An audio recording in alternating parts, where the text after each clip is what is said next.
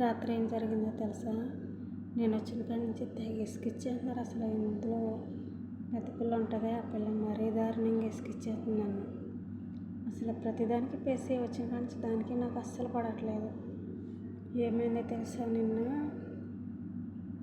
వంటగదిలోకి వచ్చింది, అదేదో అంది, నేనేదో అన్నాను. అలాగ అనుకుని కొంచెం కోపం వచ్చేసింది. నాకు ఏం చేసాను తెలుసా?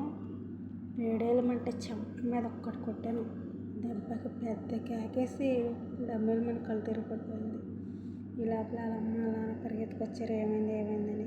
ఇంకా నాకు భయం వేసి నేనేమో వాళ్ళు ఇటు పక్క నుంచి తలుపు నుంచి వస్తే నేనేమో ఇటు పక్క తలుపు నుంచి పారిపోయాను బయటికి.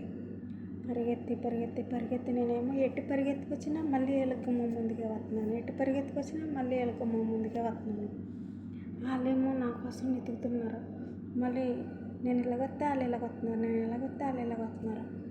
అలాగా తిరిగి ఆఖరికి దొరికిపోయాను. ఇంకేముంది, ఈరోజు నన్ను చంపేస్తారు, ఇంకా నా పని అయిపోయింది, అనవసరంగా చేసుకున్నానే అనుకుని ఆలోచించుకునే లోపల ఫోన్ మోగింది. ఫోన్ మోగినప్పటికీ ఫోను లాస్ట్ ఫోన్, ఇంక ఇదన్నా మాట్లాడుకుందాంలో ఎవరో ఏంటా అని ఫోన్ చూసినప్పటికీ తెల్లారిపోయింది. అలారం మోగింది. ఎంతసేపు కలగంటావు, లేచి బాత్రూమ్ కడిగి పని చేయని అలారం మోగింది. లేచి వచ్చి బయట పని చేస్తున్నాను.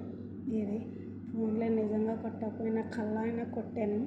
ఇంతకీ కొడతాం బాగానే ఉన్నది, కానీ నేను పరిగెడతామే అదే నచ్చలేదు నాకు.